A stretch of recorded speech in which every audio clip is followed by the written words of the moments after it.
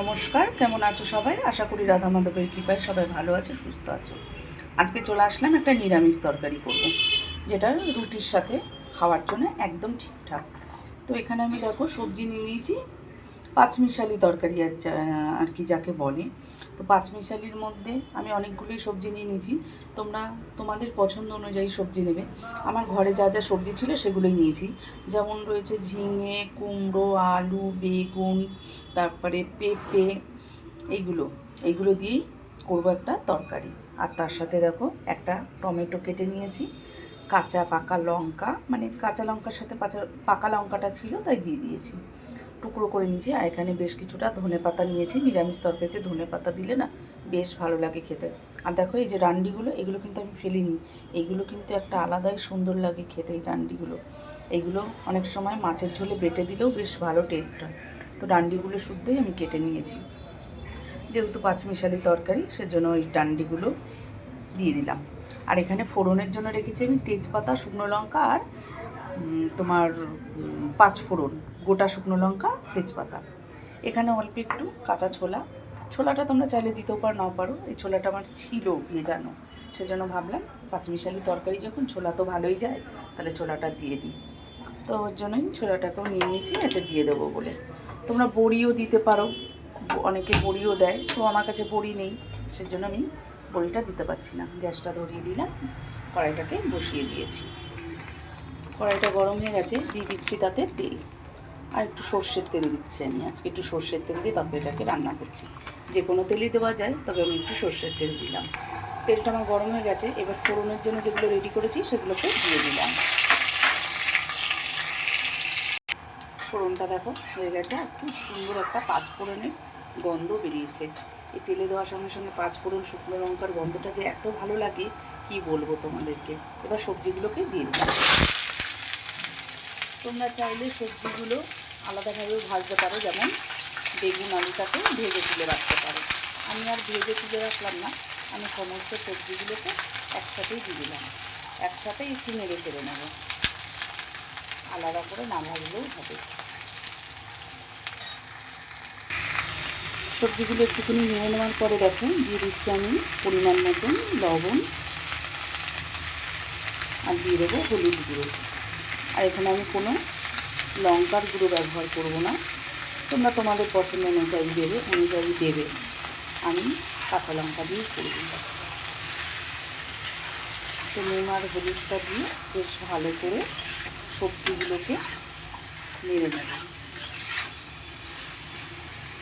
এবার আমি দিয়ে দেবো কেটে রাখা যে কাঁচা লঙ্কার টুকরোগুলো, সেইগুলো দিয়ে দিলাম। ভালো করে আবারও সব টুকরো নেড়ে নেবো। আর আমি এখানে কোনো বাটা মশলা দিচ্ছি না। তোমরা চাইলে আদা জিরে বাটা দিতেই পারো, বা জিরের গুঁড়োও দিতে পারো। তবে আমি সাধারণত এরকম সবজির তরকারি করলে রুটির সাথে কোনো মশলা দিই না, এরকম সাদা মাটাই রান্না করি। বেশ লাগে কিন্তু জানো, খারাপ লাগে না যে আদা জিরে বাটা দিলাম কি না দিলাম, সেটা কোনো তফাৎ আমি বুঝি না। আমার তো বেশ লাগে, একটু পাঁচফোড়ন থাকলেই হলো। এরকম করে একটু ভেজে নেব। বেশ ভালো করে নেড়ে চেড়ে নিয়েছি। এবার আমি কাঁচা ছোলাটাকে দিয়ে দিলাম। আর নিরামিষ তরকারিতে তো কাঁচা ছোলা খুব ভালোই যায়, জানোই তো তোমরা। তো কাঁচা ছোলাটাকে দিয়ে দিলাম। আর তার সাথে দিয়ে দেবো যে টমেটোটা কেটে রেখেছি সেটা। আর টমেটো সবসময় আমি দানাগুলোকে ফেলে দিয়েই দিই, কেননা আমার টমেটো খাওয়া বারণ আছে। তবে অনেকে বলেছে দানাগুলোকে ফেলে খেতে পারে, সেই কারণে একটু দিই। একটু টমেটো দিলে বেশ তরকারিটা ভালোই মজে, ভালো লাগে। সেটা ভালো করে একটু নেড়ে চেড়ে নেব। ভালো করে সবজিটাকে আমার কষানো হয়ে গেছে। এবার আমি পরিমাণ মতন একটু জল দিয়ে দেবো। আর এই তরকারিটা বানাচ্ছি আমি রুটির সাথে খাবো বলে। তাহলে এবার একটু জল দিয়ে দিই। খুব বেশি জল দরকার নেই, কারণ এটা হবে মাখা মাখা। আর এই যে ঝিঙেটা দিয়েছি আর বেগুনটা দিয়েছি, তার থেকেই জল অনেকটা বেরিয়ে সবজিগুলো নরম হয়ে যাবে। তো চলো, খুব বেশি না জল দিয়ে বেশ স্বল্প করে একটু জল দিলাম, দিয়ে এবার ঢাকা দিয়ে দেবো কিছুক্ষণের জন্য, যাতে আলুটা সেদ্ধ হয়ে যায়। চলো ঢাকাটা সরিয়ে তরকারিটা একবার দেখে নিই। ঠিক আছে, সবজিগুলো সব মজে গেছে।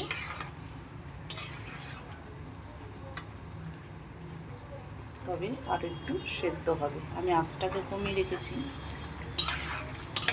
একটু কমিয়ে রেখে তরকারিটাকে করব। আর তরকারিটা হবে পুরো মাখা মাখা। তো আবার একটু ঢাকা দিয়ে দেবো সবজিগুলো পুরোপুরি সিদ্ধ হয়ে যাওয়ার জন্য। দেখো সমস্ত সবজিগুলো আমার খুব ভালো করে সেদ্ধ হয়ে গেছে আর জলটাও অনেক কমে গেছে। এবার আমি দিয়ে দেবো এর মধ্যে মিষ্টি, একটু চিনি। জানোই তো নিরামিষ তরকারিতে একটু মিষ্টি মিষ্টি হলে খেতে বেশ ভালো লাগে। এই চিনিটা প্রথমে দিয়ে দিলাম। কুমড়োগুলো তো খুবই সেদ্ধ হয়ে গেছে, বেশি জোরে জোরে নাড়লে পারে কুমড়োগুলো সব গলে যাবে। তার জন্য একটু আলতো হাতে নাড়াচ্ছি যাতে কুমড়োগুলো একটু গোটা থাকে, তাহলে ভালো লাগবে। তো দিয়ে দিলাম চিনিটা। এবার সব শেষে যেটা দিচ্ছি সেটা হচ্ছে ধনে পাতা কোচানোটা। আর দেখো ধনে পাতার যে ডান্ডিগুলো সেগুলো তো বললাম আমি দিয়ে দিচ্ছি। যেহেতু এটা পাঁচমিশালি তরকারি, সবজির তরকারি, এই ডান্ডিগুলো পড়লে বেশ স্বাদ লাগবে খেতে। এবার খুব ভালো করে সবজিগুলোকে ধনে পাতা দিয়ে মিশিয়ে নেবো। আর ধনে পাতাটা যেন খুব সুন্দর গন্ধ, আমি যে কেটেছি না আমার হাত দিয়ে একটা সুন্দর গন্ধ বেরোচ্ছে। এই ধনে পাতাটা খুব সুন্দর গন্ধ। আবার এক একটা ধনে পাতা দেখেছি কেমন গুঁড়ো একটা গন্ধ, তবে এই পাতাটা খুব সুন্দর গন্ধ। তাহলে আমার তরকারিটা তো হয়ে গেল।